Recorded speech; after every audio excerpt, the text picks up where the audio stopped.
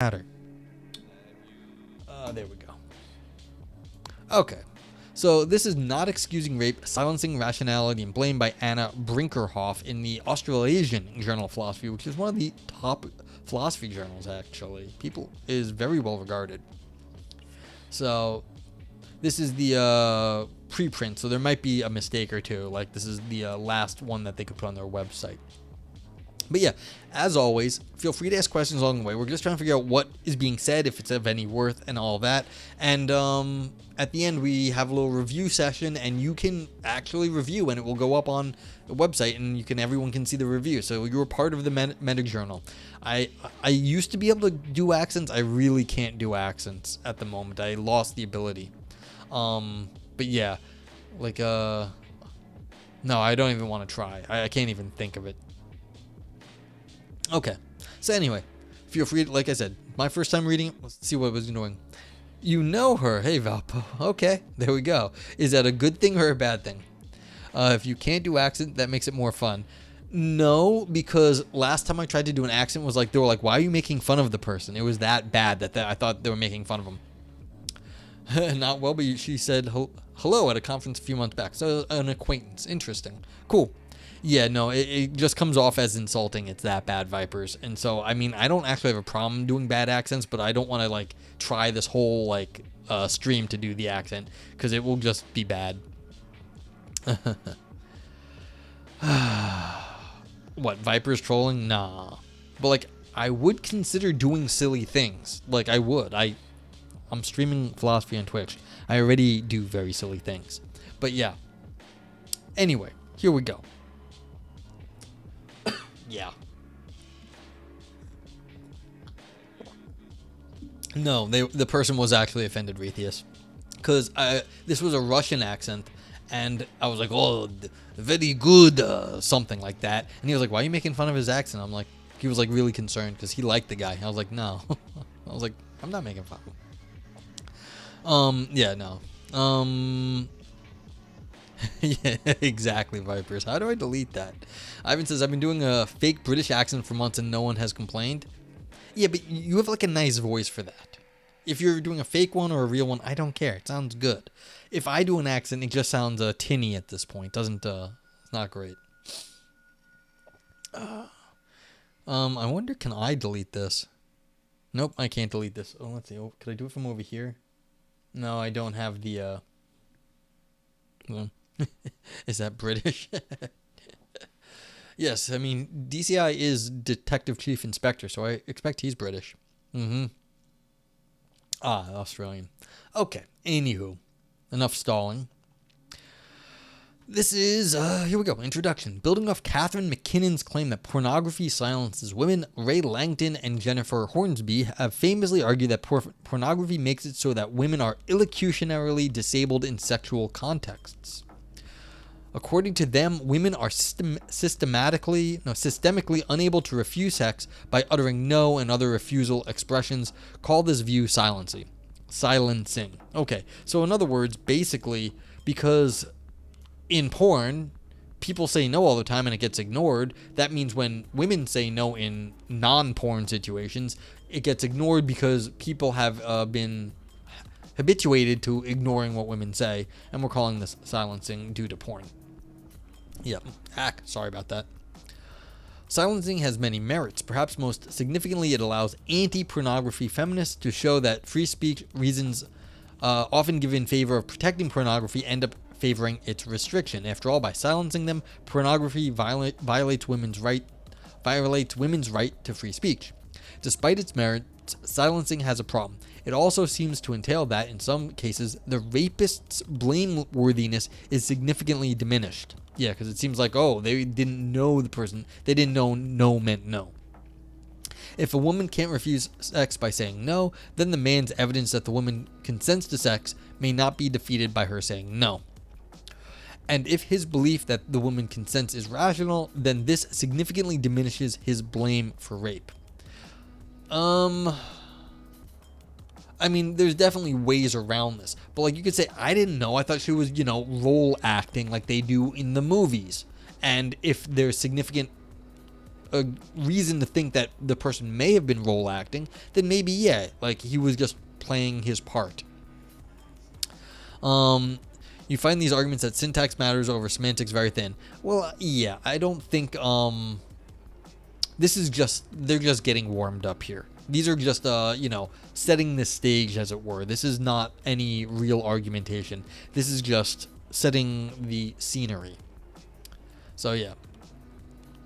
But surely this can't be right. Surely there must be something wrong with a view that allows rapists to get off the moral hook when, intuitively, they seem fully morally responsible. Yeah, this is all just set up here. So you gotta remember, how do you, since we were discussing with Anne also earlier, how do you set up a philosophy paper?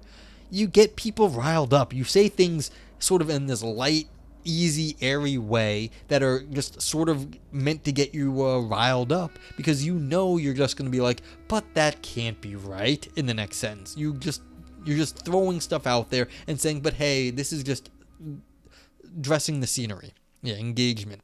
But how do you do engagement in philosophy? This is how you do it. You say something redonkulous, and you say something redonkulous in a very light and airy way, because that will get people to engage, but it's not, there's nothing heavyweight behind it. You can just dismiss it with a hand wave in the next sentence, and that's what they did right here. Surely there must be something wrong with this view. The goal of this paper is to defend silencing from this objection. After detailing silencing, Section 2, and laying out the relevant objection in Section 3, I consider a few defenses of silencing advanced by Ashani Mitra and Mary Kate McGowan. I argue that these defenses are unsuccessful and that a new defense is called for that avoids the worries that trouble Mitra and McGowan's. Viper says, I stopped doing that on the internet because people kept blocking me. Yeah, see, there's a difference between philosophy papers and chats. Because in chat, you can't see if there's something coming next. Like, we know who you are, Vipers. We expect that there's going to be more to your conversation than just the initial snarky statement. But like, yeah. You no idea what this McGowan reference is? I mean, these are probably philosophers, not Mary Kate, but McGowan is probably a philosopher. But yeah, so that's the thing. In this paper, I know because we're in the introduction that what's coming next, and I'm very now accustomed to seeing this sort of pattern, this patter coming. So, but yeah, I can see why people would block you if you say something inappropriate and they don't know a punchline is the follow-up. Author then develop such a defense by appealing to insights from the literature on moral encroachment. According to this new defense, it is irrational for the man to believe or to accept that the woman consents given the high moral stakes of so believing or accepting. I end by considering the debate about pornography and free speech in light of this new defense. Okay, so they're basically saying if the stakes are too high, you can't risk that when someone says no that they're just play acting. That's going to be hard to pull off because you're assuming that people understand what stakes are. People may not understand what the stakes are, and that's true. Hey, Bowser, what's going on? Rethia says the penalties are so extreme you must be aware of it. Not everywhere. And people have been getting away with this crap for so long that maybe not. And so I'm not so sure. This is the problem. Yes, the stakes are extreme, but not always and not everywhere, and a lot of people have been getting away with bullshit for a long time, and that's why I think, like, what was it, the person who argued that they had affluenza, where they had gotten away with so many things so long that they didn't really think that drunk driving was so bad. Like, this is the sort of thing I'm considering, where in the United States of America, people have gotten away with such bad behavior for so long that they don't understand the stakes.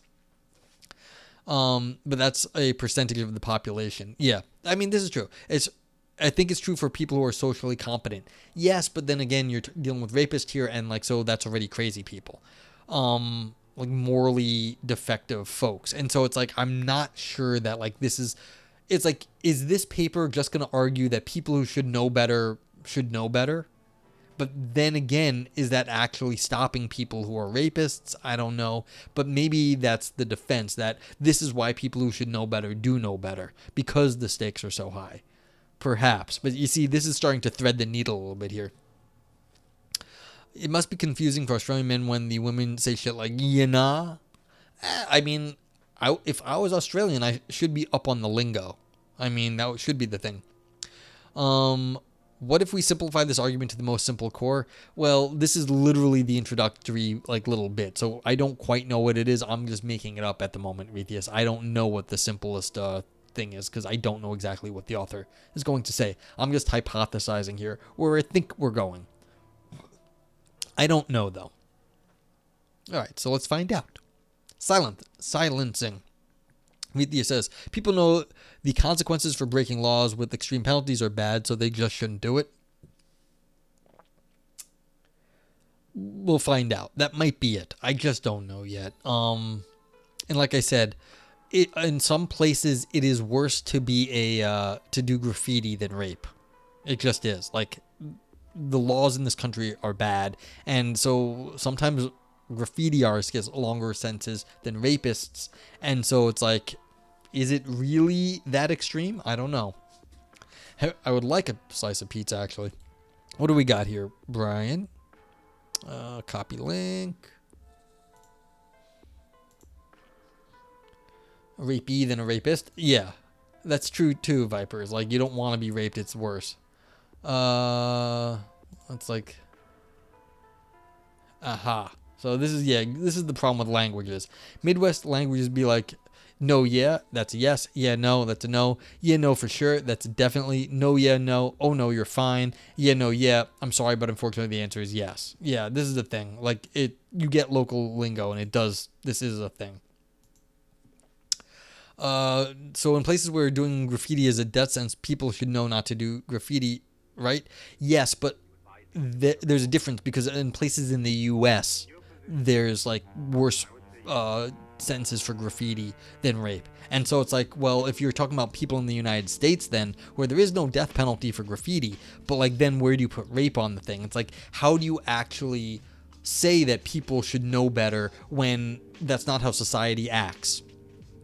Except people are dumb and do dumb shit. Yeah, and so maybe, I mean, you're rightly criticizing me for saying, hey, look, you're saying people don't know better when they should. And maybe they should. So yeah. You think the argument is bad from the start? No. I might be getting it wrong from the start. I might be putting a bad argument forward. But we don't know yet. Like I said, this is just the beginning. Okay. So, Langdon and Hornsby's development of silencing begins with an appeal to J.L. Austin's account of speech acts and how to do things with words. According to Austin, there are three kinds of speech acts: locutions, perlocutions, and illocutions. A locution is the utterance itself and its semantic comment. A perlocution is the extra-linguistic effect on the world that the utterance has, and an illocution is what's done in saying the utterance, like warning, commanding, marrying, voting, endorsing. There are three kinds of silencing that correspond with the three types of speech acts. Define extra-linguistic effect, not you, the paper.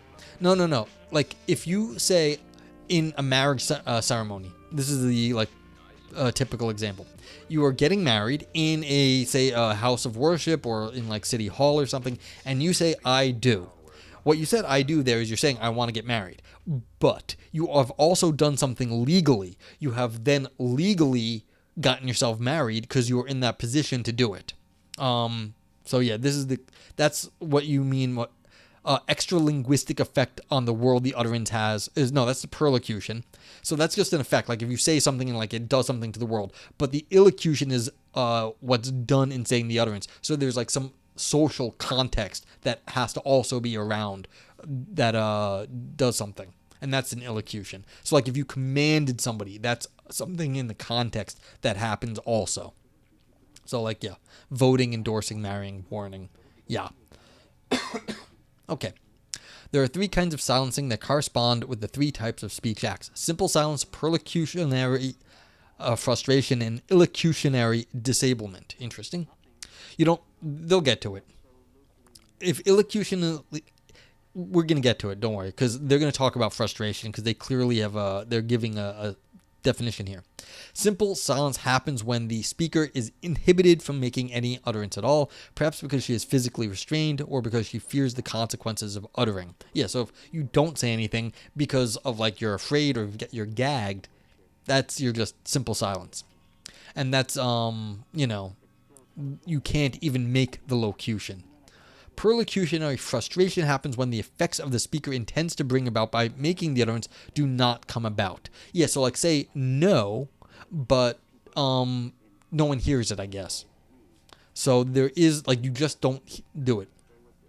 An illocutionary disablement happens when the speaker's utterance fails to count as the action the speaker intends to perform in uttering it because of failure of understanding on the hearer's end. So even though you say no, the person hears it, they don't think you mean no. That's the illocutionary. Perlocutionary is like maybe it gets muffled or something, or like they just don't, like it doesn't get understood. Yeah. Viper says, do you take this woman to be a lawfully wedded wife? Checks Midwest versus every week sheep. Yeah, no. Yeah, exactly. Fucking up your argument, unable to convince. Well, let's find out. Like I said, there's they're probably going to talk more about this stuff, so hopefully you'll get a little bit more clear. I can't remember my perlocutionary at the moment, so I'm sure like all the analytic philosophers out there are like raging at me, but calm down. It doesn't matter. Okay. Although pornography may be thought to silence women in all three ways in sexual context, Langton and Hornsby focus on illocutionary disablement and take pains to distinguish it from perlocutionary frustration in similar contexts. So, yeah, see, here we go. Now we're explaining. Suppose a woman utters a refusal expression in order to block a sexual interaction. The man hears her and understands that she is refusing, yet he knowingly has sex with her anyway. This is a case of perlocutionary frustration. The effect the woman intends to bring about by uttering no, blocking unwanted sex, does not obtain. Yeah, so it's just getting ignored, but everyone understood what no meant at that point. That's frustration. But importantly, the woman's no does count as a refusal in such cases. In the case of illocutionary disablement, it does not. Yeah, so that's when they think no means yes, but in this case, they know no means no, and they just don't care. You thought illocution was just cool ocution? Yeah, it's just ill, man. Ill, yo. So how does pornography illocutionarily disable women? Okay, now, yeah, see, now, this is what I mean. This person looks like they know how to set up their arguments. They really do. And so the fact that they're setting it up and then they're explaining these, like, sort of distinctions with these nice examples, they know what they're doing here. Okay. So how does porn disable women? Langton and Hornsby both think that pornography creates communicative conditions in which women's refusal utterances systemically fail to have the illocutionary force of refusal in sexual contexts. Langton argues that pornography constitutes illocutionary disablement, while Hornsby argues that pornography causes it. The difference between their views aren't important for the purposes of this paper, so we'll focus on Hornsby's views since it's simpler. Viper says, you're right, you have perfected old white man aesthetics. You have no idea how much time I've put into it. I've put like a decade into old white man aesthetics. No, I'm not kidding. So I left school at 24, 23, 24, something like that. Yeah, maybe I was 25. It doesn't create, no. It doesn't create rapists. That did not say that. Retheus. It did not say that. What it's saying is that porn is making it so that people don't think no means no. That's what this paper is talking about. Because these people, Langton and Hornsby, are saying that porn makes it so people don't think no means no. Because whatever porn does, it allows you to ignore someone saying no, and that is creating a situation where people be like, well, I didn't know that no meant no in that situation. I thought they were cool with what was going on. So it doesn't create rapists. It creates situations where no doesn't mean no, and that is bad, basically, that people can't refuse sex because no longer means no in those contexts. Yeah. So like basically from like 25 to like 30 something, I was thinking about old white man aesthetics. Yeah, so it creates that new deniability reason. Yeah, and that's what this paper is about. The deniability that you understood that the person was refusing sex. That's what this paper is about. It's not making rapists. It's making that the deniability is a thing. So, okay. To understand the claim that pornography causes illocutionary disablement, and that's where no doesn't mean no. Like, this is illocutionary disablement is when they say no longer means no. That's the issue here. We have to understand the importance of hearer uptake. If a particular utterance is to have the illocutionary force intended by the speaker, the hearer must understand it to be of the sort of speech act intended by the speaker. What happens in cases of illocutionary disablement is that a woman says no intending to refuse sex, the man hears say no, but pornography causes the man not to recognize her no as a refusal. Pornography does this by shaping its consumers' beliefs and expectations about women in sexual contexts. For example, pornography may produce in its consumers the expectation that women play coy in sexual contexts and the corresponding belief that women do not intend to refuse when they so no in such contexts. These beliefs and expectations then cause the relevant failure of hearer uptake. Because consumption of pornography is widespread, so too are the relevant beliefs and expectations, causing systemic illocutionary disablement of women in sexual contexts. Yeah.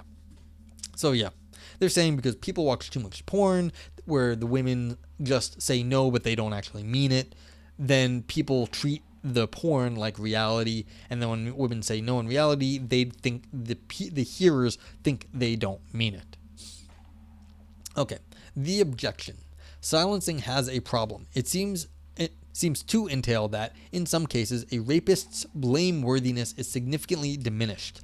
An early version of this problem for silencing was introduced by Jacobson, who suggested that silencing entailed absurdly that women who attempt to refuse sex by saying no, but who are illocutionarily disabled, are not actually raped.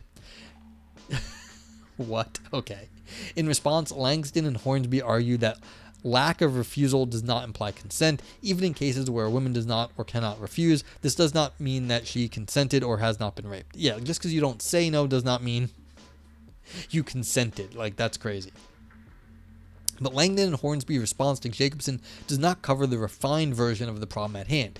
Even assuming that the woman in question has not consented and has been raped, silencing still seems to entail that the rapist's blameworthiness for the rape is significantly diminished, and this is an objectionable, if not absurd, conclusion. Think no and then a giggle. This is a synestemiotics problem. Holy shit, I just realized that. Like that, you are 100% correct. This really is a interpretation of like movies and stuff nowadays. It is a synestemiotic problem. So we're not expecting that in a philosophy of language paper, but there you go. It really is. So now we've got the intersection of a lot of stuff going on, and that's one of the reasons why this is a somewhat sophisticated paper. It's got media in it, it's got philosophy of language, and now we're getting into like the feminist arguments also here. And so sophisticated stuff. Rethia says, well, now I'm thinking about how this logic applies to violence being created by violent video games and how I've always denied that argument. Well, let's see, is it gonna work? It did not work. Let's reset this stupid thing. Thank you for the bits, Synestemiotics, I appreciate it. Reset this stupid thing. Yes. I don't think violence creates, like video games create violence. But in some sense, if you have a video game in which you can ignore anything everyone says, and then you treat that like reality, then yeah. So like in Grand Theft Auto, like, can you, like, it's okay to like steal cars or something. But like everyone knows in Grand Theft Auto that like it's bad. In porn, they don't treat it like it's bad. So it's not the same thing. Like the cops come after you in Grand Theft Auto. They come after you when they break the law in video games. So even though it's a violent video game, it's still described as bad in that video game. In porn, on the other hand, someone says no and then they happily go have sex. That's the argument here. Now I think this author is going to argue that it's still bad though. I guess the question is what percentage of porn watchers understand that what they see is fake. You don't know, you're an idiot.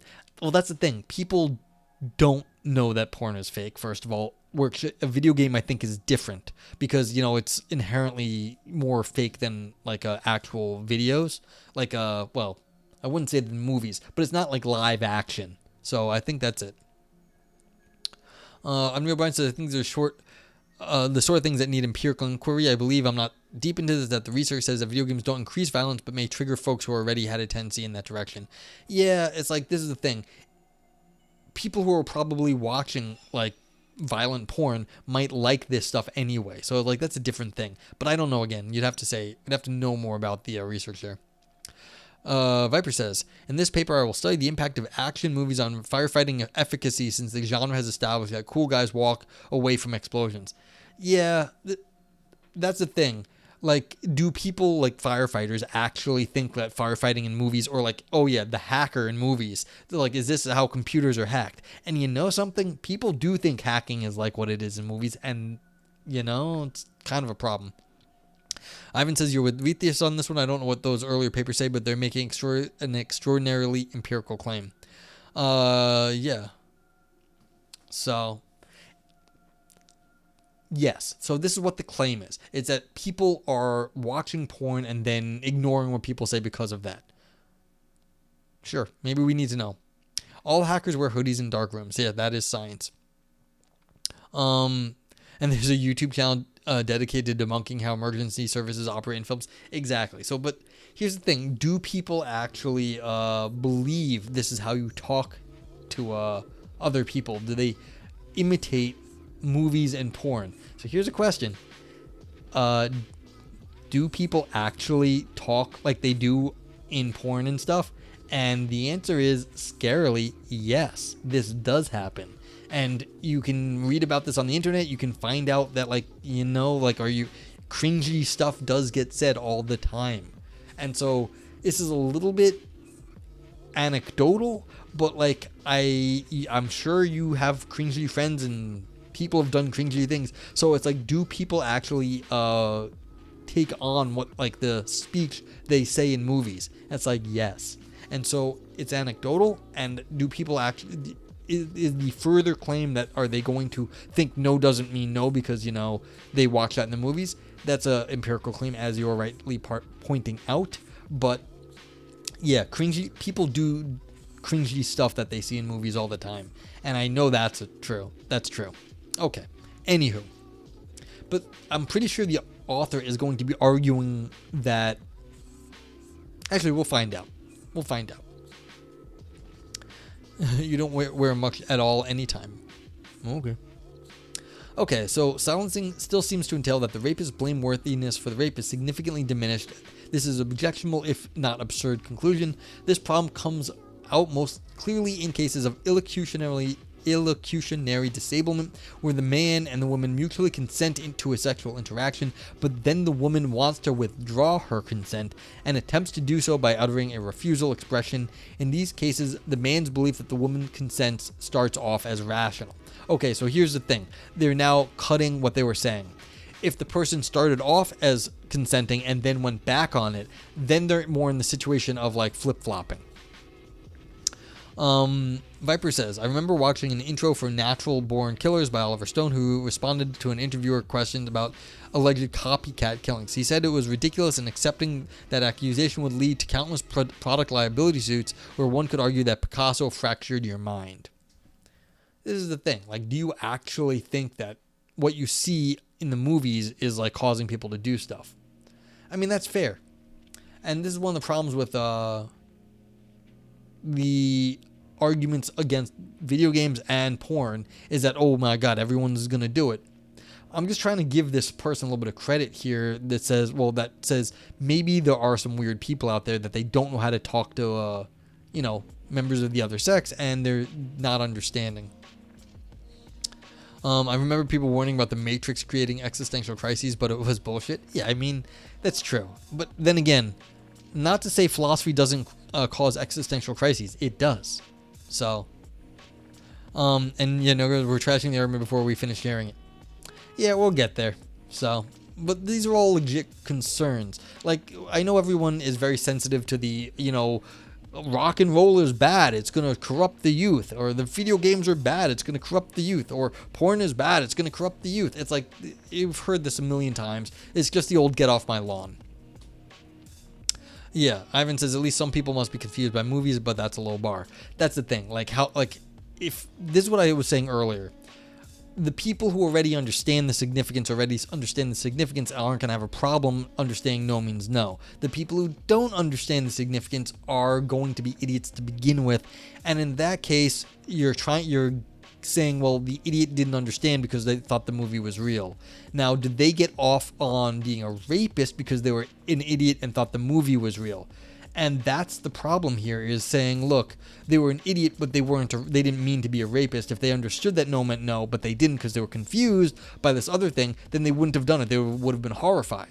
But they thought they were in some sort of like play acting game, and so they were confused by the movie, and they didn't mean to be a rapist. And so that's the fear here, is that the idiots, you're giving a pass to rapists, but because they can claim to be idiots. Viper says there is that genuine joke though. If Pac-Man had affected us as kids, we'd all be running around in dark rooms, bunching on pills and listening to repetitive electronic music. Yeah, I love that. Like, I think that's an actual quote by like the Pac-Man creator. And of course, you see how we all ended up. Arethius should have been a lawyer because my response to be an unwitting rapist just goes to what should society do with this violent idiot. Yeah. But yeah. Okay, so where were we? But this is the objectionable conclusion, is that people are going to be able to claim they didn't understand the situation because they thought they were in a play acting thing. But what lawyer is going to... Yeah, Viper says, what lawyer is going to recommend the defense? I didn't realize it was a joke because of all the hardcore violent rape porn I watched. Yeah, none. No, but... What was it called? Like I said, there was the affluenza case where there was the guy who was rich, didn't understand that drunk driving was so bad because he'd been slapped on the wrist so many times. He didn't understand that the bad things that the rest of us thought were bad. And so it's you're laughing at this, but someone used it as a successful defense, and we all make fun of it, but like it worked at least one time. So yeah. Well, yeah, Trump. Yeah, well, he's got his own set of problems. Yeah. Somehow a poll went for it? Yeah. I don't know what Homelander is, though. Was that a different show? Someone else went for it? Oh, that's The Boys or whatever. But like, this is the thing. People do get away with it. And so this author here is what they're trying to say is you shouldn't be allowed to get away with it. So if you just, if we rephrase this, not in terms of rape, but in terms of the affluenza case, then would you guys be less angry with the thing here? Because this is something that actually happened, and it sounds stupid to the rest of us, but it worked. Yeah, Homelander's from The Boys. He's a Superman figure who's basically a fragile idiot who can kill everybody. Yeah, and this is the thing. It's like, once you get more context on this, I think it actually becomes more plausible. Now, do we actually think that like people are like, oh, video games are real, movies are real, and that allows us to do stuff? No, but in certain contexts, maybe it does work. And this author is trying to figure out what is so bad at that point. Okay. The objectionable conclusion is entailed by two plausible claims about the man in these cases. First, there's the epistemic claim that the man's belief that the woman consents is rational despite her refusal utterance. Second, there's the moral claim that the man's blameworthiness for the rape is significantly diminished in light of the rationality of this belief. It's worth considering each of these claims in turn. But first, a few clarifications are in order. Remember, in the case being considered here, folks, the person initially consented and then took it back. So the guy started off in the position of saying everything's cool, and then thought like later they were being coy. So, okay. Let's assume that to rape someone is approximately to have sex with that person without that person's consent. The cases of rape relevant here are those in which a woman utters a refusal expression in order to refuse sex, but because she is illocutionarily disabled, her utterance does not count as a refusal and the man has sex with her. Call these cases of illocutionary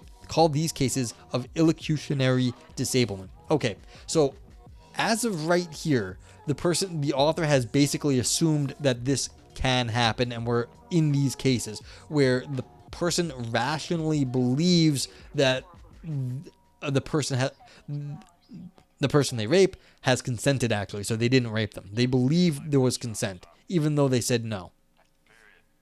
Okay. Importantly, the focus here is on the moral rather than the legal status of the men in these cases.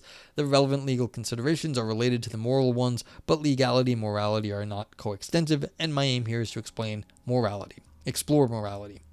Relatedly, when it comes to the man's belief that the woman consents, I focus on the epistemological concept of epistemic rationality rather than the legal standard of reasonableness. Let's assume that a belief is rational if and only if its propositional content is supported by the believer's evidence, that is, the believer's reasons for thinking that the content is true.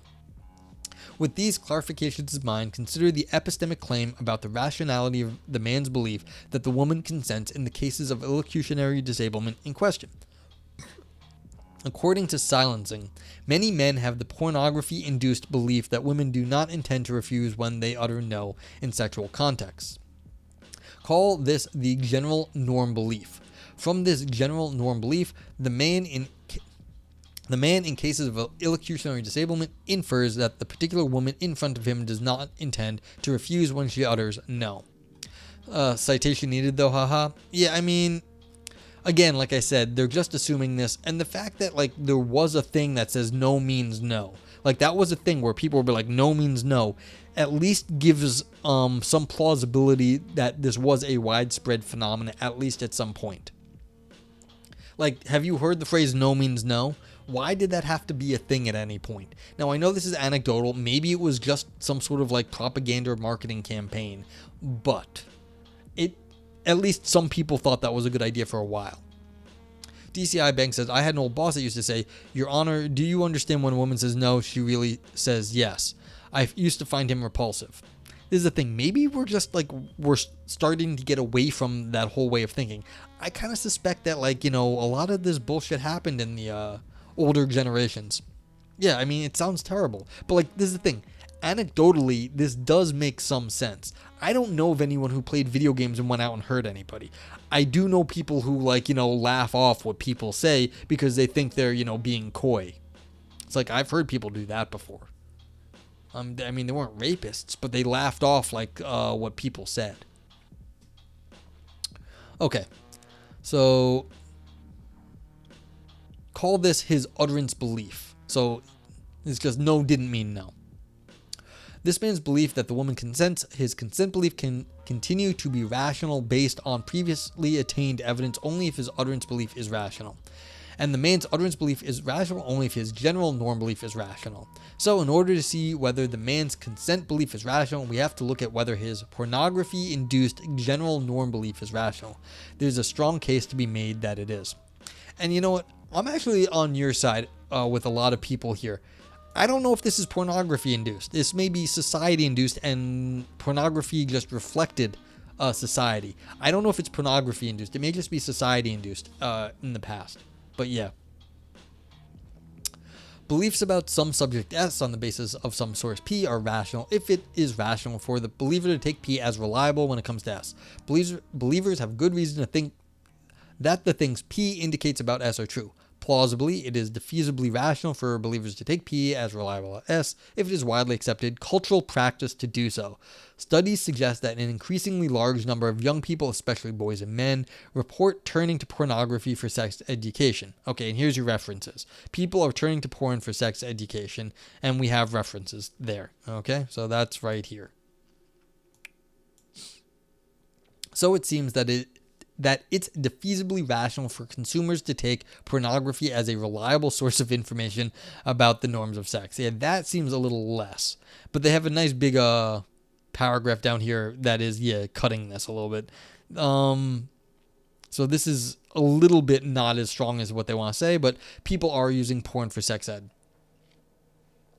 Yeah, so Rithia says, I was a child before the internet was how it is, so I bet that changed a lot of shit. Yeah, and that may be the thing. People are now going online more because that's just easily accessible.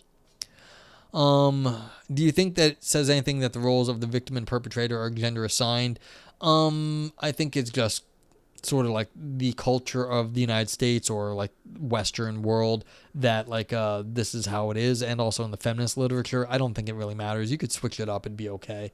But then again, is porn where like is it switched up in the porn? I think it also has to reflect the way porn is made, and I don't know if like porn would be made where the women is ignoring the man's consent or the lack of consent, because like I said, this is why I'm a little concerned. I don't know if it's all porn. I think it's a lot of pornography. It may be pornography induced, but it may also be society induced. So I think this is reflecting society more than just porn. Ivan says, yeah, I think some guys go out to bars and clubs and ignoring women's words works, and that reinforces their behavior. I think that the claim is caused by porn is weak. Yeah, so I think the porn thing is weak, but like I think it may be supported more in society also.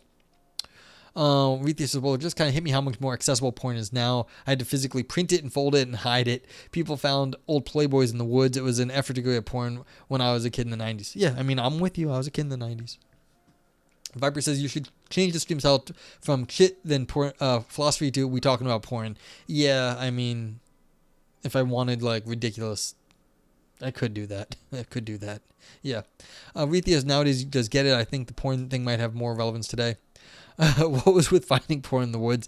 Yeah, like that was a thing. Like you go out in the woods and you'd find like weird spots with porn and shit. What's up, Adam Fighter? How you doing? Hope you're well. Yeah, so maybe nowadays this is more of a thing, and that's what these references would indicate right here, that this is where people are going for sex ed. So, did you ever find old porn in a storm drain from some boomer who hid it from his family? No, I didn't, but, no, never found it in storm drain. But I do think I once saw, like, ripped up porn, like, pages out in the woods once. So it's like, yeah, there was someone out there looking at porn, and then like either they left it and it got torn up or they ripped it up or something. There was a porn tree in your local woods. That's amazing, DCI. Yeah, maybe that's where it grows. Like porn trees. That's where porn come from. Okay. By extension, consumers have evidence for their pornography-induced beliefs about the norms of sex, like the general norm belief that women do not intend to refuse when they utter no in sexual contexts, enabling these beliefs to be rational. This, in turn, allows the man's utterance belief and consent belief to be rational in cases of illocutionary disablement. Yeah, I mean, this is, like, I'm with you. I think this is kind of weak, but then, again, what do I know? But maybe people are using porn and crappy porn as a, guide to life, and that's bad. Yeah, now it's all the internet, and rightfully so. It's a lot easier to get what you want from the internet than to go get magazines. Okay, now consider the moral claim. If the man's consent belief is rational, his blameworthiness for the rape is significantly diminished. On most any account of moral responsibility, reasonable ignorance about matters of fact, including rational false beliefs, can count as an excuse for wrongful action and thus significantly reduce blameworthiness for wrongful action. Oh, woods porn still exists, you just have to work for it? Yeah, you need Wi-Fi out in the woods for vipers? Yeah, that's fair. You know, like imagine someone has like a one of those Starlink satellites out in the middle of the woods and just like surrounded by people looking at porn out there. That'd be a very strange ritual to come upon.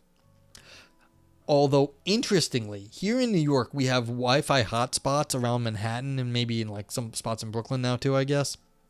For maybe I know it's other places. So there are these free Wi-Fi hotspots, and they used to have a little screen on them where you could look stuff up.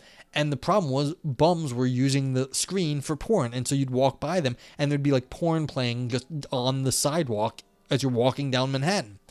And so basically these were little like porn hubs where you could walk down and like there was porn playing, and you'd still find that like you'd find like some of the homeless people like near, because you could also charge your phones there, so you'd see homeless people like basically leaning up against or like sitting up against these like these gray sort of pillar things that would provide Wi-Fi watching porn. And this was actually a very regular thing. So in New York you actually had these sort of porn hotspot things. And it's actually kind of funny to think about now. Okay. Similarly, if the man's false belief that the woman's consent is rational in cases of illocutionary disablement, then the man is reasonably ignorant when it comes to the relevant facts about consent, which significantly reduces his blameworthiness for rape. I mean, you go to Times Square and you'll basically see porn. That's not really... Times Square is not what you think it is. Times Square is this sort of like weird Disney-ish shit. You're not seeing any porn in Times Square, actually. Yeah, sorry, bums, I meant homeless people. I apologize for that. Homeless people are not all bums. These guys that were watching porn were kind of bums, but that was wrong of me. Yeah. Diving Gentiles, no. Vipers, stop it. A man with a boombox and no shirt showed his dick to me and your coworkers for fun, I think. Yeah, that's different, though. He also had a Batman mask. Well, that's different. That's a unique New York experience. That's not porn. That's just a very strange Batman looking guy in New York. That's different. That's a completely different problem. Because if any cop saw someone pull their penis out, they would get get you in all sorts of trouble. That's public exposure near kids and stuff. They'd go on the child endangerment list and everything. Very Dark Knight. Yes, Ivan. And Viper's rightly asked, are you sure you just weren't watching Aris' stream on acid? Yeah. You just noticed him walking shirtless in a thong with a boombox, and I was like, holy shit. And then he noticed, and then he was like, check out my dick. You see, he thought he made a friend. So yeah, that's a good New York story, though. Yeah, a guy in a thong and a boombox, you're probably not going to find that too many places, but yeah, the fact that he pulls his dick out, if he got caught doing that, he would have, gone to jail. So that's not what they usually do in Times Square. And the Batman mask, yeah. Well, I mean, at least he knew enough to wear a mask, so he couldn't be caught. Yeah, he thought your no meant yes at that point, Retheus. How would that story have ended on the Jersey Shore? Probably with a punch to the face. Like, people ain't putting up with that shit in some places. In Times Square, on the other hand, I don't know. You didn't even get a chance to. It sounds like a bit of overreaction. I mean, 9 out of 10 men have penises? Exactly. Why are you freaked out? It's just a dick. Not a big deal. Okay. The conclusion that the man's blameworthiness for rape is significantly diminished is intuitively objectionable. Wieland traces this intuition back to the thought that rapists shouldn't get off the moral hook, even partially because of some linguistic loophole. I mean, this is what everyone's been complaining about here. They can't just be like, I didn't think no meant no. You should have known better. That's what everyone here is like. You got to be crazy to think that. A rapist, she writes, is not an unwitting victim of linguistic conventions. The idea here is that it's problematic for rapists to evade full moral blame because of some technicality in the linguistic norms of sexual discourse, which is exactly what the conclusion is as entailed by silencing seems to suggest. Yeah. Yeah, I mean, it's a great story, Retheus. But like, yeah, so this is what everyone has been so, up in arms about right here.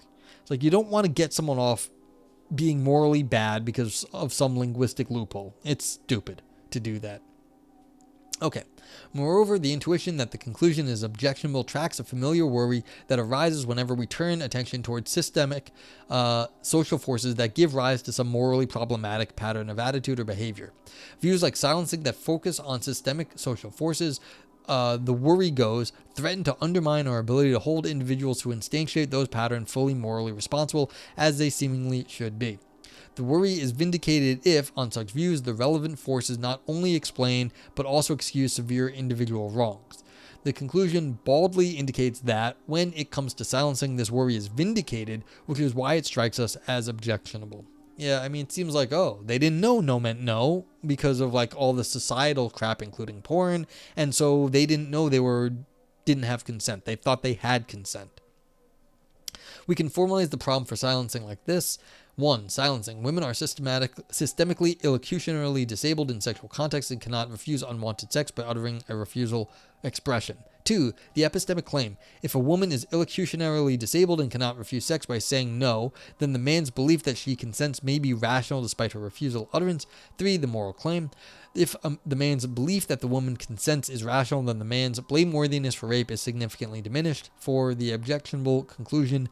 The man's blameworthiness for rape is significantly diminished in cases of illocutionary disablement. This just annoys me, but like this is just like analytic bullshit.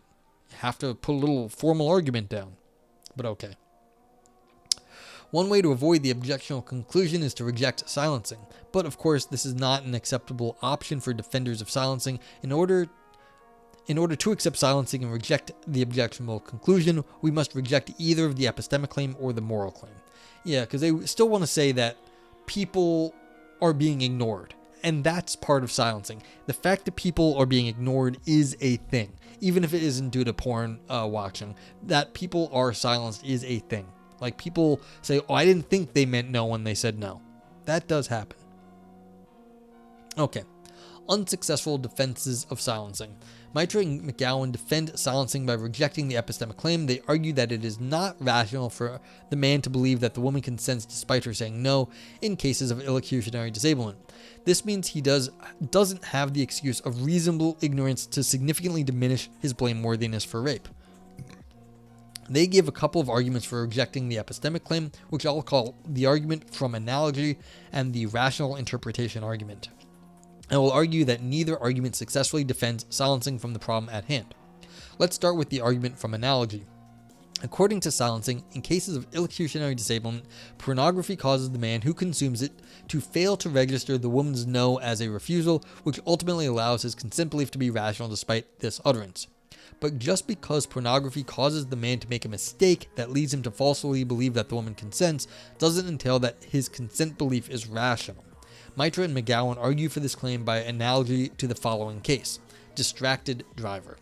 Mike habitually listens to audiobooks while driving, and doing so distracts him from properly attending to the road. One day this causes him to fail to take into account the stop sign at an upcoming intersection. He sees it but doesn't properly register it. This in turn causes him to continue to believe that it is safe to proceed through the upcoming stretch of road without stopping. Acting on this belief leads to an accident. Just because listening to an audiobook causes Mike to fail to properly register the stop sign, and this causes him to falsely believe that it is safe for him to proceed driving without stopping, doesn't mean that Mike's belief is rational. From here, Mitra and McGowan argue that something similar can be said about cases of illocutionary disablement. Just because pornography causes the man in cases of illocutionary disablement to fail to properly register the woman's refusal utterance, and this ultimately causes him to falsely believe that the woman's consent, does not mean that his consent belief is there's a long sentence. Causes him to falsely believe the woman's consent does not mean that his consent belief is rational. This suggests the epistemic claim is false. Yeah, exactly. You can see why this is wrong, Vipers. It's like, oh, and then they accidentally raped someone just like you accidentally drove through the stop sign. Yeah, you can see why this already has problems. And the author is getting to it right here. The problem with this argument is that the distracted driver and the case of illocutionary disablement are relevantly dissimilar. The causal mechanism in play in each case are relevantly different. In distracted driver, listening to audiobooks causes Mike to fail to properly register the stop sign by distracting him. In cases of illocutionary disablement,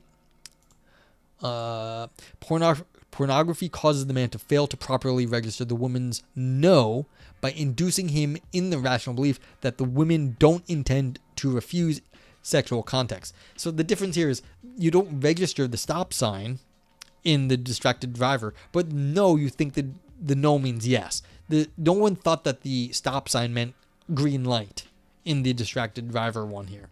And so these things really don't line up.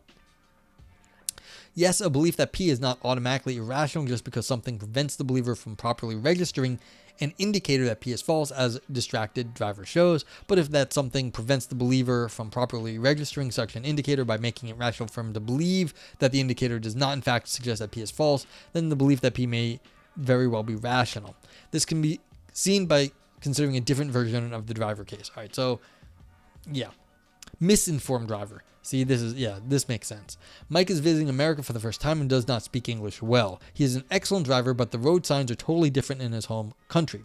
His American translator, who Mike has good reason to believe is a reliable source of information about driving norms in America, tells Mike that the red octagonal sign found at an intersection does not mean stop.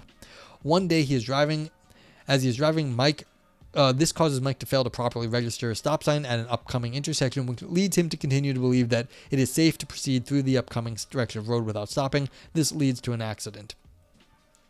Viper says, we need to issue all women with stop signs. Well, I mean, stop means stop. Maybe the best I've heard so far. This paper is amazing. Maybe the best you've heard so far in this channel. Well, I'm happy we got something that gets to your approval. Like I said earlier, this person obviously knows how to set up the argument. They already showed that in the very beginning by getting everyone riled up in the way they did very quickly. Like I said, I don't even completely think I agree, because as I'm with chat here, I don't know if pornography is significant enough to make everyone think that no doesn't mean no. Society maybe, but not like just pornography on its own. But what do I know? Maybe I'm wrong about that. But again, as chat was saying, this is an empirical question.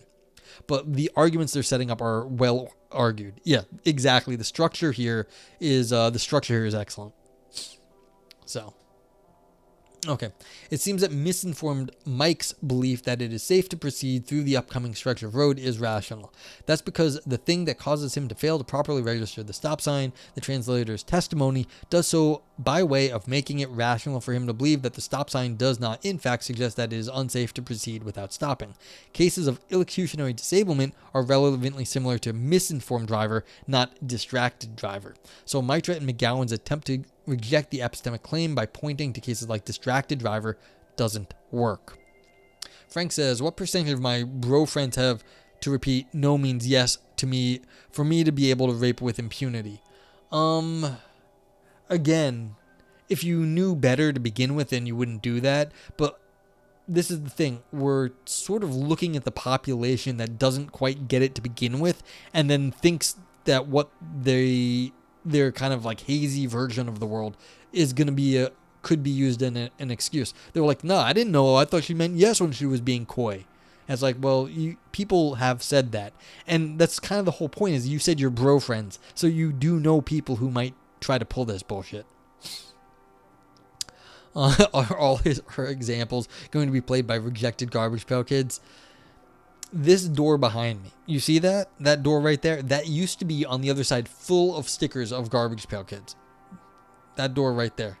Used to be. Unreal Brian says, I'm wondering if porn might be in a class of its own, and that, in the US at least, and for more recent generations, it's the only sort of sex ed for the most part, because there are so many schools and families that just try to hide sex exists. I think that is maybe part of, like, with this reference up here. Like where the author said they made this claim. It's like right here that this is what's going on, that this is sex education right up here. And maybe that's the case.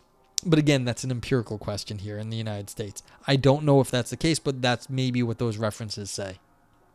We'd have to look that up. Okay, so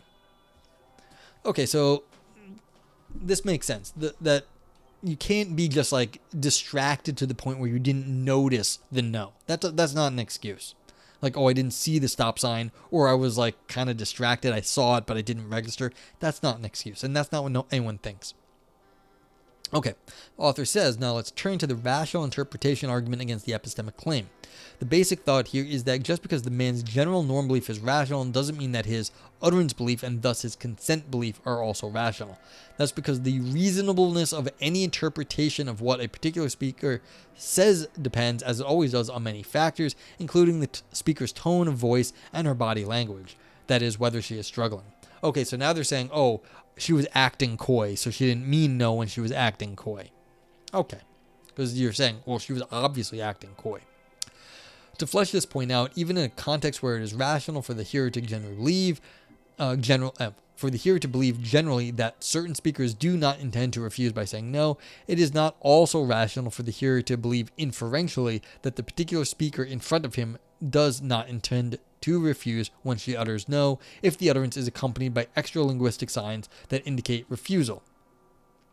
Would you read that paragraph again, the previous one? To tell you the truth, Retheus, it's going to get clear afterwards. That was technical blah. Basically, all that is being said here is, look, there's a lot of context cues that matter, and maybe in context, you think that no means yes because of the context cues. Like if she's taking off her clothes while saying no, and she's just taking off all her clothes and like putting a condom on you. It's like, and she's saying no that time. Context cues at that time would mean no means yes. But like that's an extreme case. But that's all it is. Okay.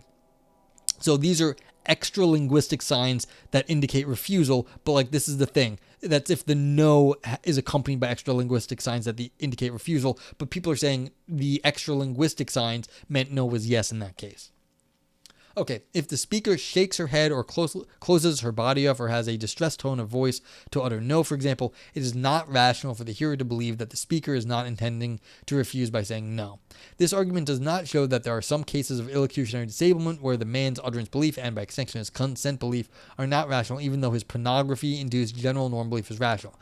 Namely, cases in which the woman exhibits non-linguistic signs of refusal. Like if you imagine you were in a pornography thing where everything is ridiculous and like the girls are just flinging their clothes off and like making out with like everybody, then they say no, it's like you're in a porn world, you're in a dreamland, but like that's not reality, and you shouldn't, and there's no way you should get that confused. Okay, but for all this argument entails, the man's utterance and consent beliefs may still be rational in cases where these signs are absent. Yeah, so where you didn't get all the where the woman was clearly unhappy. This indicates a couple of related problems for the rational interpretation argument. First, the argument doesn't fully defend silencing from the objection, since the objectionable conclusion still holds in cases where the woman doesn't exhibit non-linguistic signs of refusal. Second, the argument implies that in addition to saying no, the woman must exhibit non-linguistic signs of refusal in order to render the man's consent belief irrational. This, I want to suggest, is an objectionable implication. Normally, the woman's no should be enough to make it irrational for the man to believe that she consents. That is, she shouldn't have to do something extra to confirm that she is refusing. Yeah, it's like, you don't want to have to be like, no didn't mean no because she only said it once. It's like, no, one time is enough. Okay, to sum up so far, yeah, there's still some typos in this because this is the preprint version. Mitra and McGowan's attempt to defend silencing by rejecting the epistemic claim are unsuccessful. Their argument by analogy doesn't work because the case they point to is not relevantly similar to cases of illocutionary disablement. A revised case that is relevantly similar suggests that the man's belief that the woman consents is rational. Their rational interpretation argument fails in part because it entails that the objectionable conclusion still applies in a significant subset of cases of illocutionary disablement, namely cases where the woman does not exhibit non-linguistic signs of refusal. It also implies that in cases of illocutionary disablement, women must do more than utter a refusal expression to render the man's belief that she consents irrational, and this is an objectionable implication. Okay, new defense. Author says, now I want to develop a new defense of silencing that avoids the worries that trouble Mitra and McGowan's attempts. Central to this new defense is moral encroachment. Moral encroachment says that what counts as sufficient evidence for a belief to be rational is not static but varies by context. More specifically, it says that moral considerations help determine the evidential threshold for rationality for a belief in a given context. When the moral stakes for having a belief are high in a certain context, morality pushes the evidential threshold upward for that belief in that context. When the moral stakes are low or absent, morality sets a lower evidential threshold. Most defenders of moral encroachment agree that risk of harm plays an important role figuring out the relevant moral stakes. When a belief carries a significant risk of harm in a certain context, the moral stakes are high, and so more or better evidence is required than otherwise would be for that belief to be rational. Okay, so they'll explain that. I was going to say, look, if you have like a gun riding on a coin flip, then you have to be really, like, you're worried about coin flip. If you've got like nothing riding on a coin flip, then who cares about the coin flip? But if like someone's getting shot, it's like it feels like it's different. But they're going to talk about it looks like. A belief carries the relevant moral risk if acting on it or relying on it in a practical reasoning would likely lead to harm if the belief turns out to be false. To get a firm grasp on moral encroachment, it's helpful to consider the following case modified from Ross and Schroeder. Peanut allergy. Sam's nephew Algernon is visiting for lunch and asks Sam for a sandwich. Last night, Sam made 3 sandwiches and placed them in the refrigerator. He remembers placing the peanut butter sandwich on the left, the tuna sandwich in the middle, and the almond butter sandwich on the right. Sam knows that the peanut butter sandwich could be fatal to Algernon, who has a severe peanut allergy, but that the almond butter sandwich would be harmless.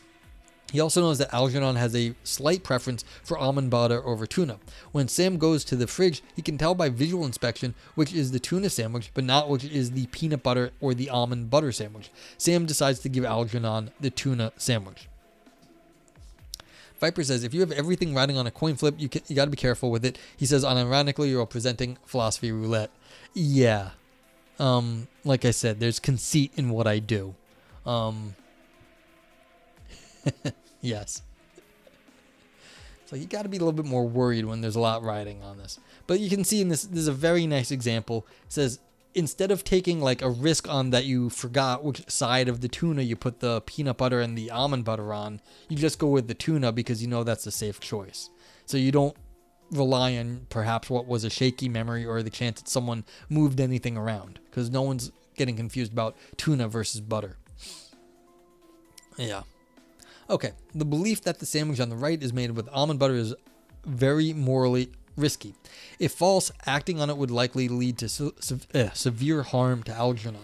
Because of this, according to moral encroachment, there is a high evidential threshold for this belief. In other words, Sam must have a lot of good evidence in its favor in order for it to be rational. If Algernon has a mere preference for almond butter over peanut butter, rather than a severe allergy, Sam's memory of where he put the sandwiches last night would be sufficient to rationalize the belief that the almond butter sandwich is on the right. But given the high moral stakes, more or better evidence is needed to push it over the resulting high evidential threshold. Yeah, so do you want to rely on your shaky memories when someone's life is at hand, when you could pick a almost as good option and then no one will get hurt?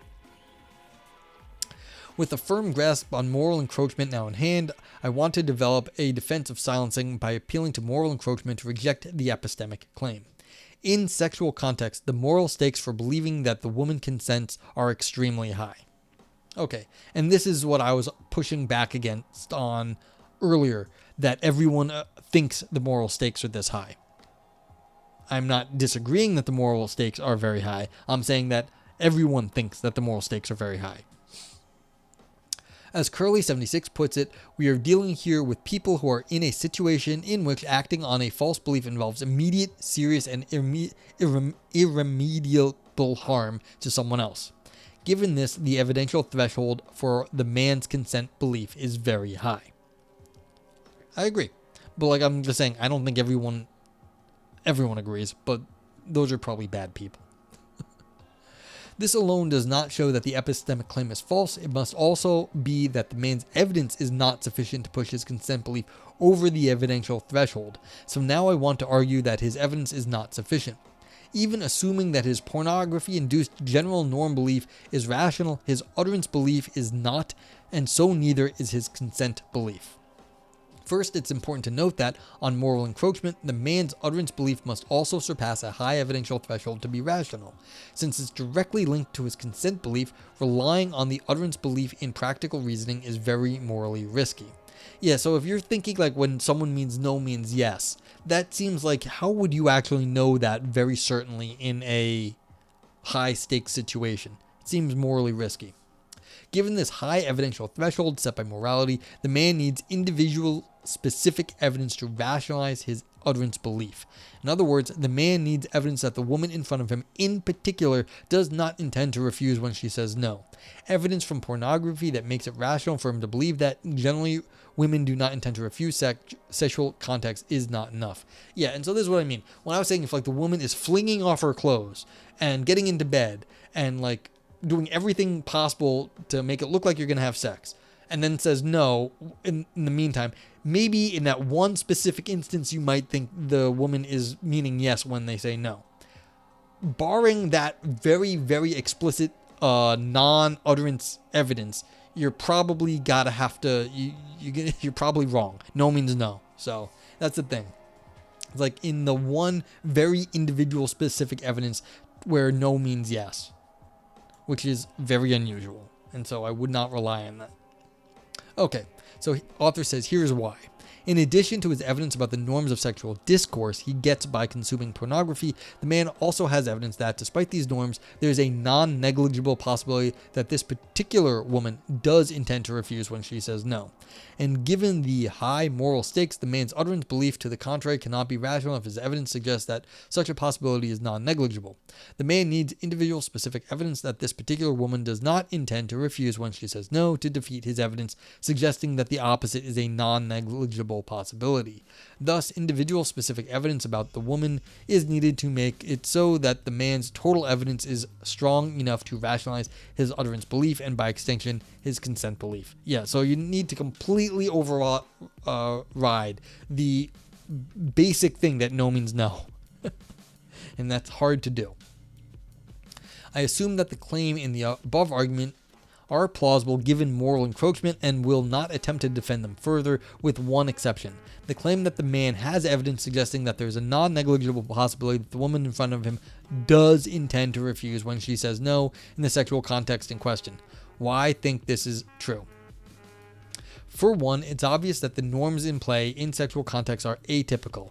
In the vast majority of contexts, when people say no, they typically intend to refuse. Cursory reflection on this would alert the man to the possibility that this particular woman may not be familiar with the atypical norms of sexual discourse that he rationally believes hold, or that she is abiding by the norms that are typically in place. This would give him evidence that the woman may be intending to refuse when she says no. What's more, it's common knowledge that some women do not want sex in a variety of sexual contexts. In combination with knowing that using a refusal expression is a convenient and common way to refuse, this provides the man with even more evidence that some women, including possibly the particular woman in front of him, will want to refuse and will want to do so by uttering a refusal expression. Finally, there's widely available evidence that women have various views and desires about their sexuality, and this provides the man with evidence that this woman may not have the views and desires characteristic of women as portrayed in pornography. You know, I was just thinking about the Trump audio tape where he's just like, "Wait, when you're famous, you can do whatever you want. The women just want you all the time." It's like, this is the psychosis here. It's like all of this stuff that was just said, like normal women don't want to do all the stupid, like don't want to have sex with random guys all the time in all contexts. Some people just don't believe that. I think they're psychotic, but people don't believe that, and it's like yeah, but they get it from somewhere. And I don't know if Trump was watching porn. I doubt it. Or maybe he was when he was younger. I doubt. Oh, maybe he does now. I have no idea what he does. But it's like, you know, people find all sorts of excuses to ignore this sort of thing. Anyway, because this evidence is widely available and requires only simple reasoning to attain, it is safe to assume that practically all men in cases of illocutionary disablement have evidence to suggest that there is a non-negligible possibility that the woman does intend to refuse when she says no. And so long as this evidence about the relevant possibility remains undefeated, the man's total evidence is not strong enough to rationalize his utterance belief, or by extension, his consent belief. This means that while it may be rational for the man to believe generally that women do not intend to refuse when they say no in sexual contexts, it is irrational for him to believe inferentially that this particular woman does not intend to refuse by saying no. Thus, it is not rational for him to believe that she consents. This new defense of silencing based on moral encroachment shows that silencing does not entail the objectionable conclusion. That's because it is not rational for the man to believe that the woman consents in cases of illocutionary disablement, assuming he lacks the relevant individual specific evidence, so his blameworthiness for the rape is not significantly diminished. Okay, so I guess this argument comes down to, even if you think women in general sometimes mean yes when they say no in sexual encounters, how do you know this one doesn't? And if you can't guarantee that this woman doesn't, you can't really guarantee it in general. And the fact that you'd have to find that out, because not all women are the same.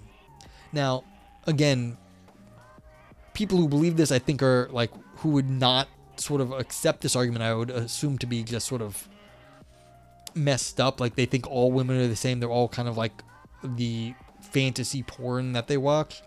But, like, that's weird. So that would be just very, very, very weird. Okay. So I think this argument makes sense. This new defense isn't troubled by worries that render Mitra and McGowan's attempts unsuccessful.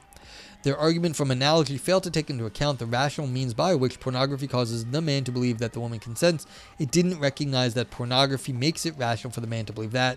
Generally, women do not intend to refuse when they say no in sexual contexts. The new defense does take this into account, but then goes on to contend that evidence from pornography that supports general beliefs about sexual norms isn't sufficient to rationalize the relevant inferential belief about the individual women given the high moral stakes. Yeah. Again, this is the question. Why are we thinking that this is all porn and not society? And if people are in a sort of a different society where they think, women are just not, they're going to consent. If they're in like a world where women are automatically consenting, then the moral stakes are not so high. But that's a very strong claim. Again, and also an empirical claim. Okay.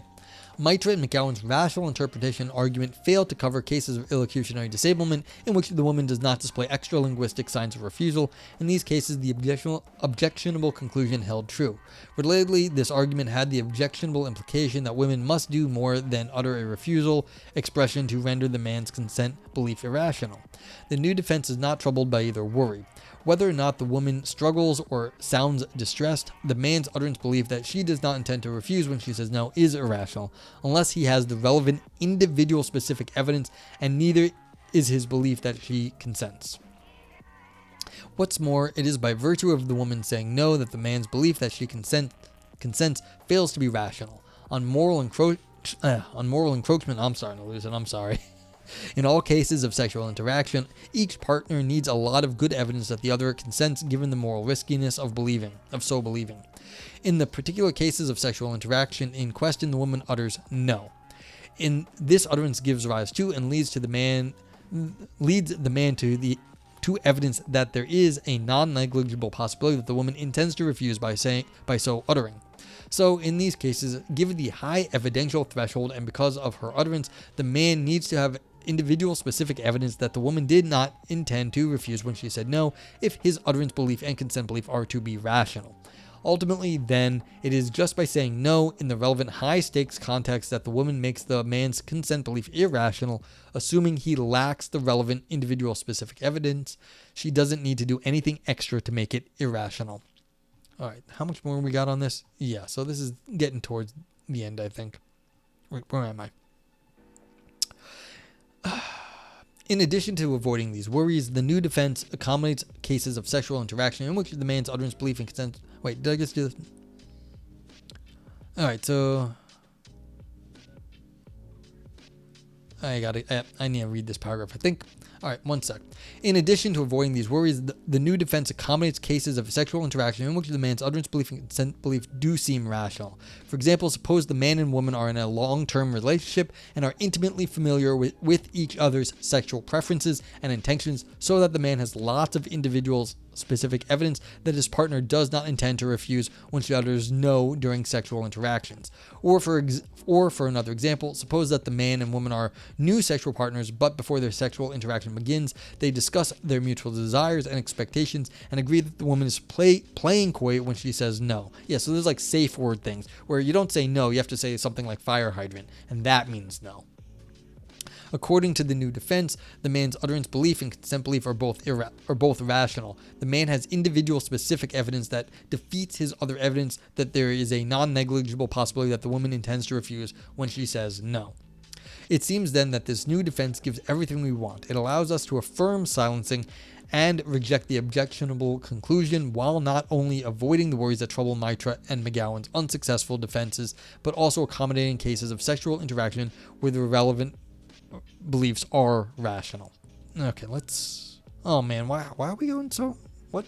How much more is there to this? They just put their new defense. Okay, this is now new defense star. A new defense developed, though promising, has a catch. It succeeds only if moral encroachment is correct. But moral encroachment is controversial. That's true. I'm not sure I buy moral encroachment. In fact, it goes against the traditional thought that epistemic rationality is determined only by evidential and other truth-related considerations. For defending for defenders of silencing who are on board with moral encroachment, the new defense is a good bet.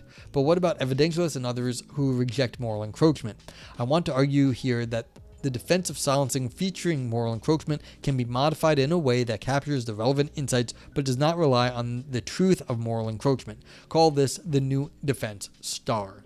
The new defense star gets off the ground by distinguishing between belief and acceptance and switching the focus to acceptance.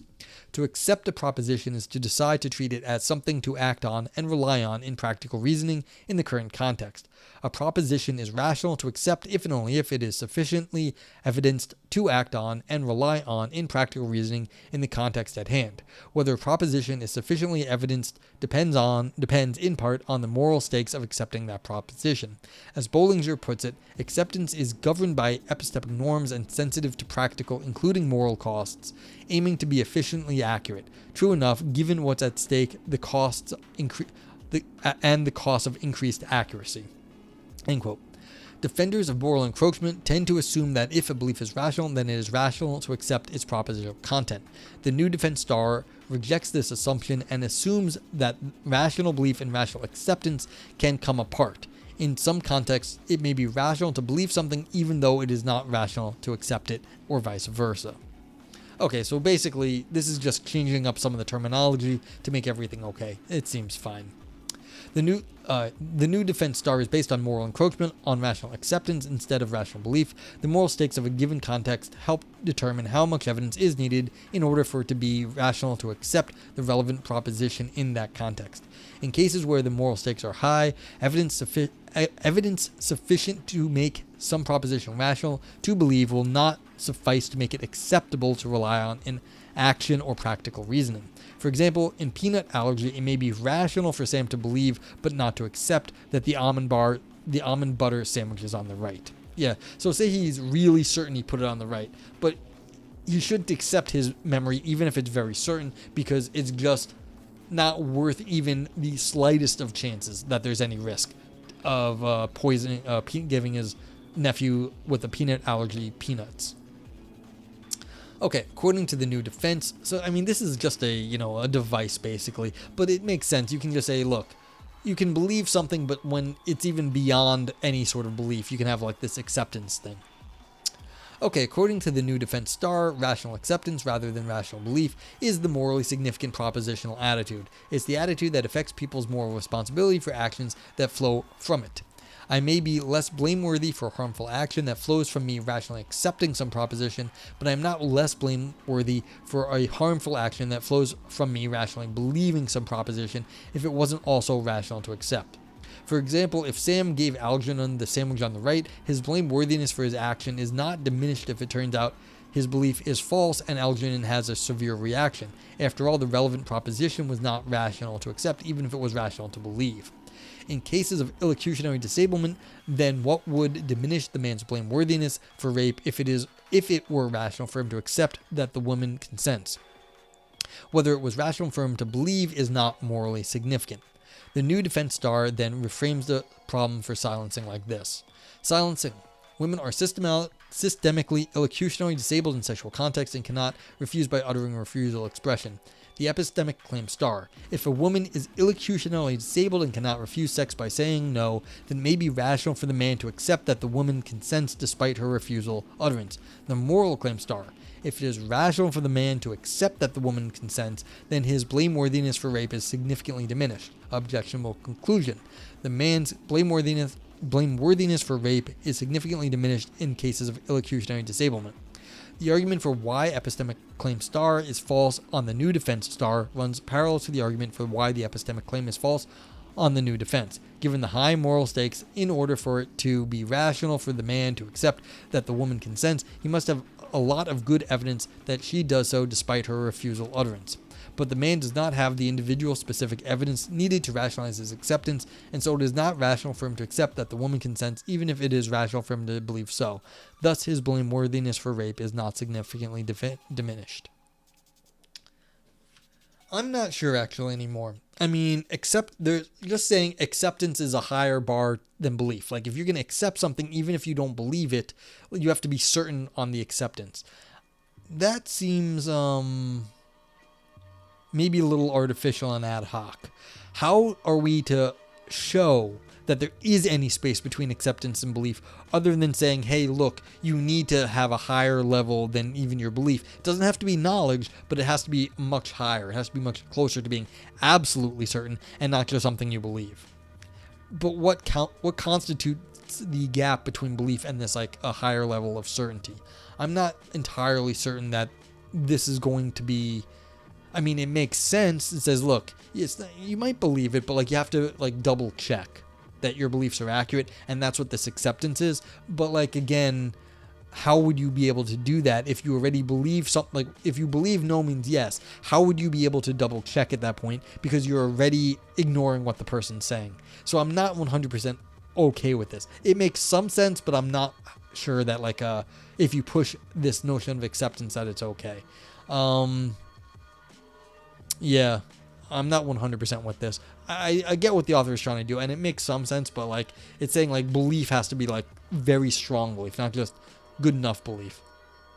Okay. The new defense star, like the new defense, shows that silencing does not lead to the objectionable conclusion. A little reflection also shows that the new defense star avoids the worry that trouble Mitra and McGowan's attempted defenses when those worries are modified to concern rational acceptance instead of rational belief.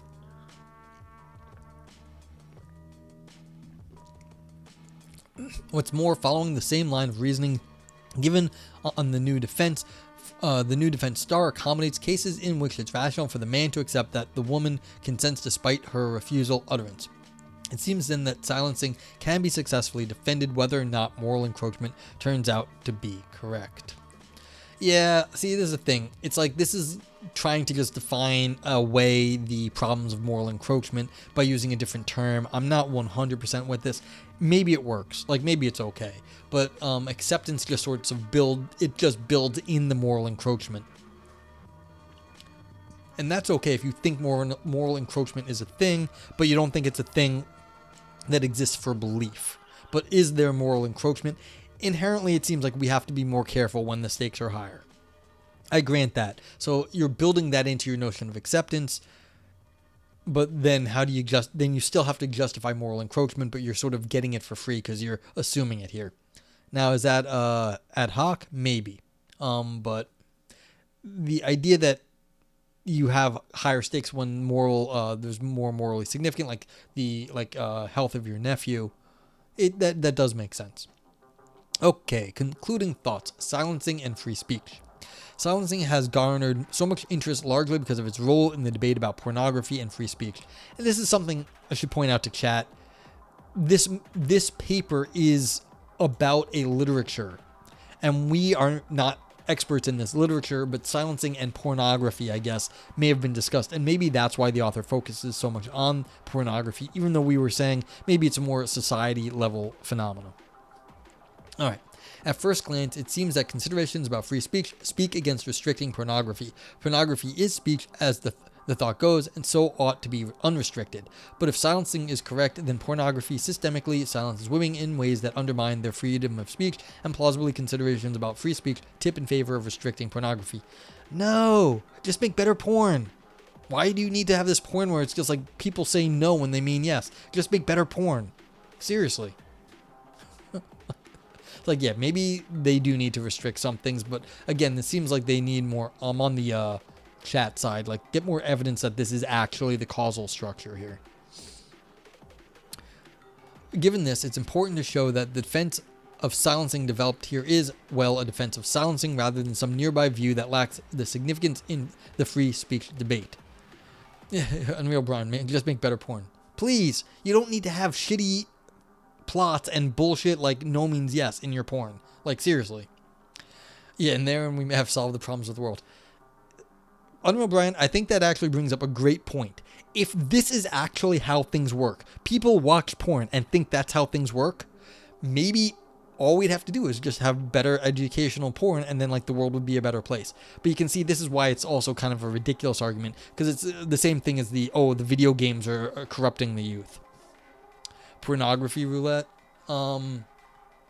I did see something years ago where it would say, like, get a random number generator and put it into like one of the porn sites had numbers. You could look things up by listings, and so it was like you had to get a roll, and then you could put that into the like one of the porn sites, and you were like, you have to masturbate to whatever video comes up on the porn site for that. So hey, and you're back. Your dad came over for dinner. So you had to bail. We were just talking about a whole lot of porn and rape and crap, and it's like you're probably better off missing this one. But this is literally the last 2 paragraphs. But yeah, yeah. Topic was, well, it was interesting. I didn't know you liked hentai. Who doesn't like hentai? Yeah, or better not then. Yeah. So it's not bad. It's about silencing, and then like when no means yes. And the argument here was basically that in a lot of porn, no means yes, and people they're thinking that why is that? Like, if no means yes, then people get like a pass for acting badly because they thought no meant yes and they were allowed to have sex.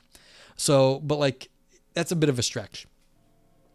Unreal Brian says, I believe there's a podcast where a couple of women watch and review porn. I don't think it's roulette style, though. Yeah.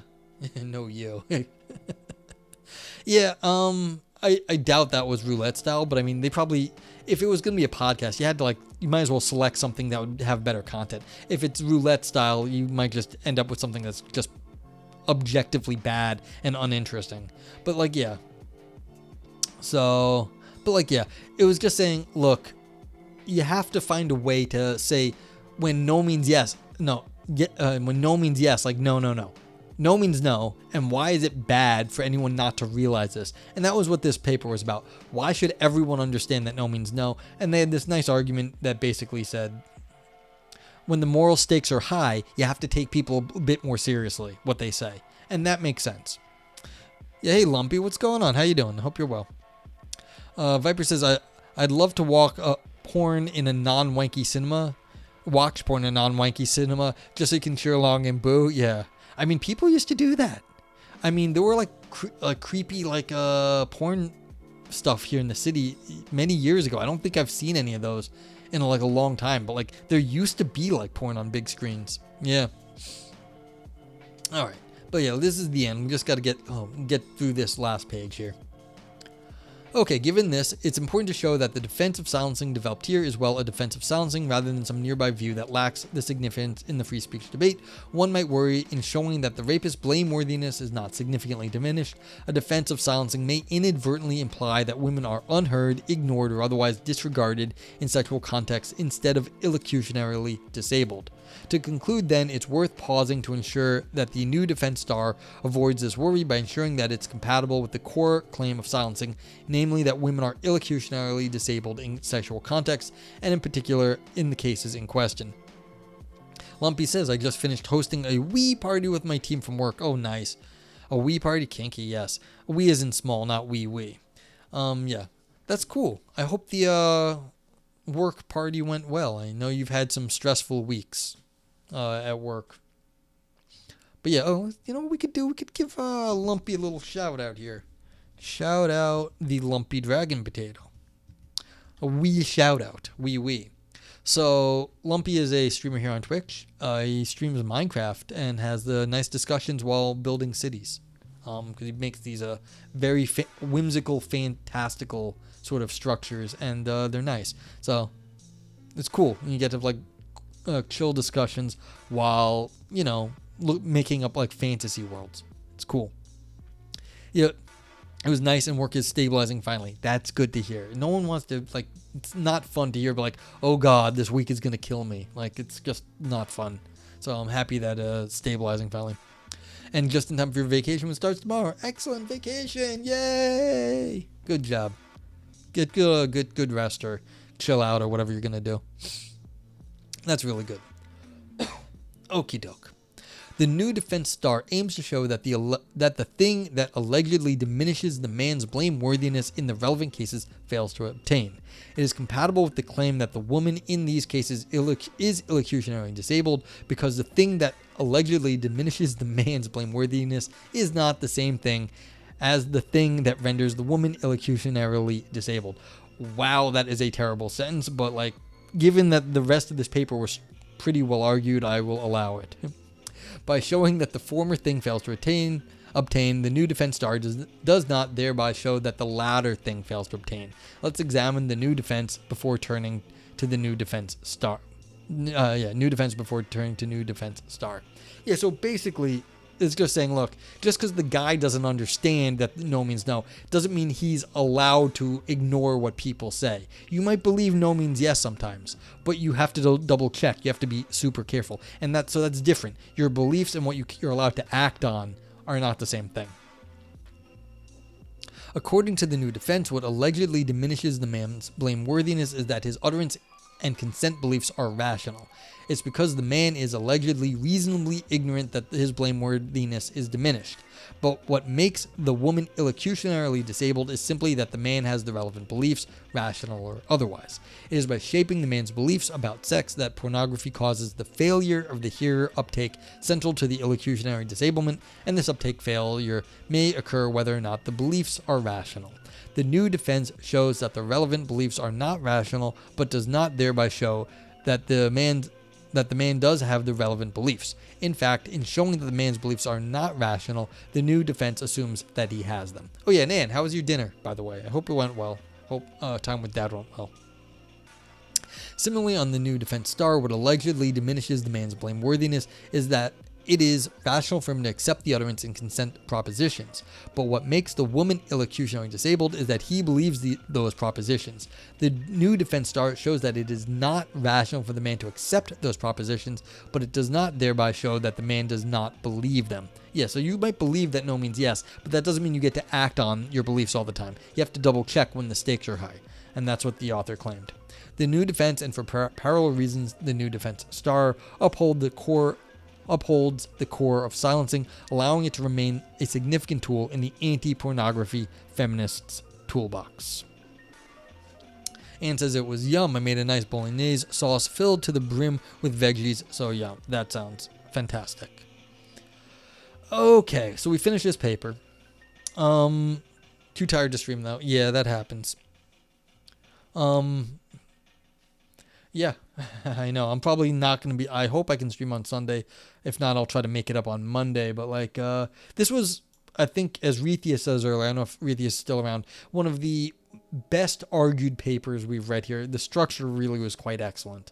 You don't have to buy their sort of starting premises that, porn causes people to think that no means yes.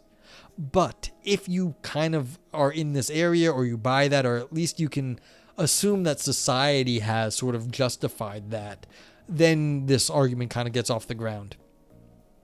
But yeah, does anyone have anything to say, or we'll just get right to the rating it? If anyone has, everyone here in chat is now welcome to rate, excuse me, getting ahead of myself. You are all welcome to rate the paper, and let me know. So here's the ratings, and did this paper have fun ideas? And that's brain dance. You write the brain dance as shown on the right part of the screen, or cut and paste. Yeah, so Unreal Brian says, yeah, I don't agree with some of the conclusions, but I think it's a good start of a conversation. Yeah, and that's kind of how I felt. I don't agree with all the premises, and this is the thing. Maybe in this literature, these things are kind of accepted, and we don't know the background research. Maybe they didn't get mentioned because everyone in this area already knows this stuff. We were asking for a bunch of more citations saying that porn causes people to think that no means yes. Do people actually get confused from porn that when someone says no, they mean yes? That's a little bit harder to buy, because it's as people were saying, people play video games and they don't go out and shoot people all the time. If you're a shooter. Yeah, whoever dares to say that porn causes that didn't do a minimum of effort to find if it's not true. I didn't hear the argument, so I don't know. That's the thing. That part of this paper, I think chat was rightfully criticizing. That said, if this is in an area where that is kind of taken as for granted, then it's fine. So yeah. So Vipers gave this a grapes for kind of shriveled up, didn't get all of its conclusions. Navel gazing, because again they thought it was basically mostly for academics. 2 shiny golden shits, because it was really well argued, but still shit underneath. And the knife, because it's analytically sliced and diced. This is definitely getting, and still a yes. It's not a bad paper. Viper still gave it a yes.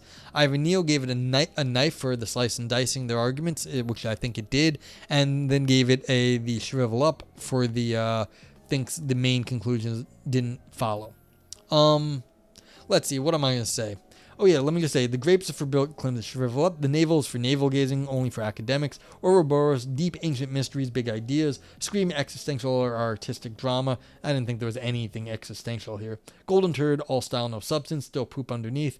And the knife for slice and dice arguments. So this is definitely going to get a, it's not nage, that's a vote yay, I'm sorry. For Unreal Brian, it's vote yay, that's a Twitch global emote. Yeah, so there you go. And says porn is fancy. They're all scenarios where consensual non-consent is an important element. Yeah, and that's the problem.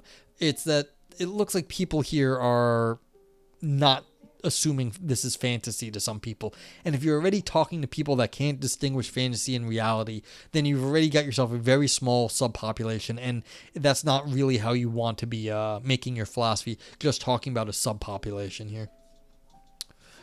Yeah. Unreal says, yeah, I don't think the paper referred to any empirical research on the subject. Yeah. Okay, so what am I going to give it? Well, this definitely gets some knives, because I thought the argument here was very good as far as structure goes. This is one of the, as Rethius said, and Rethius, I don't know if he's here anymore, said this is one of the best structured arguments we've had. They didn't do a great job on their, we were saying, it's still kind of poopy because it didn't quite it didn't have what it needed to make the argument. So it's going to get the turd. I'm sorry. It's going to get a turd because of that. It's getting some vote yays because I thought this was a really nice paper. So it's going to get like 2 vote yays. Actually, its claims, I thought, given its assumptions, I thought it made its claims. I thought it got to its conclusion, so I'm not giving it any grapes. But it's also going to get, should it get a Nog Naval? No, I think this is an okay paper. I don't think it was really only for academics. So it's going to get 3 slice and dice because it was, I thought, very well structured. The arguments and examples were really nice. It droned on a little bit, but that's analytic philosophy for you. You always have to do that crap. And then it got a turd because, it could have done a bit better with the empirical claims and not just focusing on pornography, because like I said, if it's the pornography is doing everything, then why don't we just build all of our education into pornography, and then the world would have fewer problems then. So, but yeah, I thought it was a really nice paper other than those problems, and this would be it's a good example of structure and argumentation. So I really liked it for those things. All right.